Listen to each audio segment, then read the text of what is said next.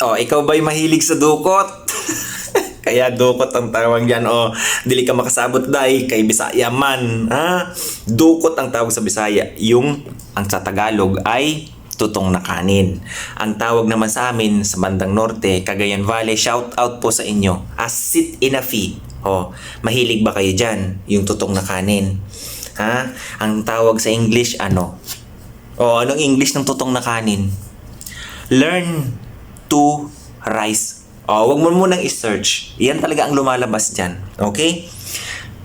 Ngayon, may epekto ba sa katawan ang laging o palagi ang pagkain ng tutong na kanin?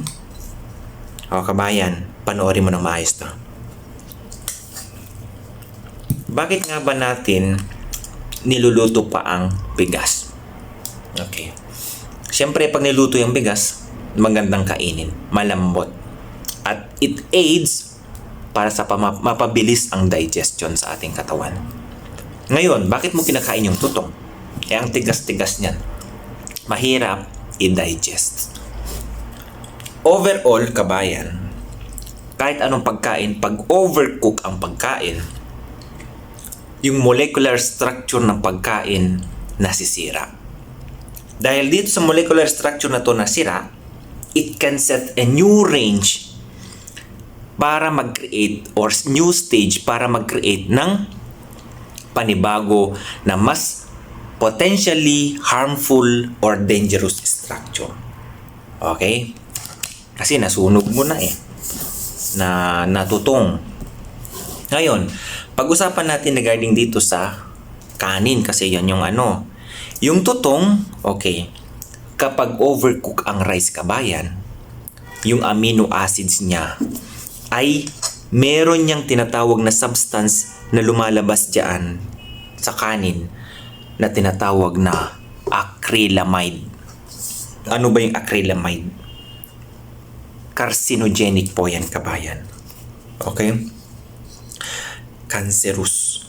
Ito according to National Cancer Institute, yung regular na pagkain nyo ng substance na yan, yung tinatawag na acrylamide na presence nga dyan sa mga tutong na yan, ay associated sa pagkakaroon o high risk. Tandaan nyo, girls, ito sabi dito, highly associated with increased risk of cancer sa ovaries ng babae, sa bibig, sa colon, sa stomach.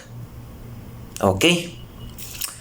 Kaya, ang tanong, maganda ba sa katawan? Lagi mong kinakain yan. Paborito mo po yan. Nilalagyan mo lang ng kape, okay na yan. Okay? Pakiusap naman.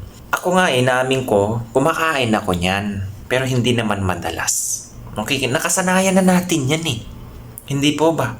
Magbase na lang tayo dito sa kasi natutuklasan nila base sa kanilang pag-aaral sa pagtitest na merong substance na tinatawag nga na acrylamide. Hindi mo man malalaman kung ikaw nagkaroon na ng, for example, ng cancer na ganyan, yun pala, pwedeng manggaling dyan sa kinakain mo lang pala na tutong na kanin. Hindi po ba? Kaya, magiging aware lang tayo. Okay? Huwag nyo laging tutungin kung ikaw mahilig ka mag-reels, mahilig kang mag-Facebook dyan, nakakalimutan mo lalo kapag ikaw nagsasaing ka sa kahoy o kaya sa gaas, nakakalimutan mo yung sinaing mo kaya lagi kang natututungan. Okay? So, bantayan mo muna yung niluluto mo bago mo pagtuunan ng pansin ang reels mo. Okay? Para hindi na matutungan lagi sa pagluluto o pagsasaing ng bigas para magiging kanin. Alam naman natin, marami sa atin, lalo na pag yung mainit-init pa yan, yung tutong na yan, di ba? Ang sarap niyan, hindi po ba? Lalo na kapag yung kinakain nyo, yung sobrang itim na nakadikit dyan sa gilid, hinay kayo, okay? Mas maganda na rin yung aware ka, Tsaka kung tutong naman yan, kung sobrang itim na, huwag mo nang kainin. Okay? Huwag mo nang kainin yan. Baka yan pa ang dahilan. Tandaan kabayan, marami ang nagkakaroon ngayon ng colon cancer. Okay?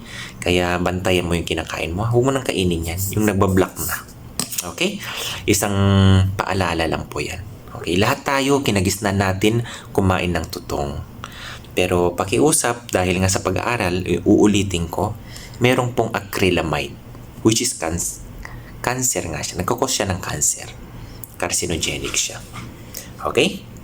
Hinay-hinay. Masarap nga naman yan, pero hinay. Okay? Bye-bye!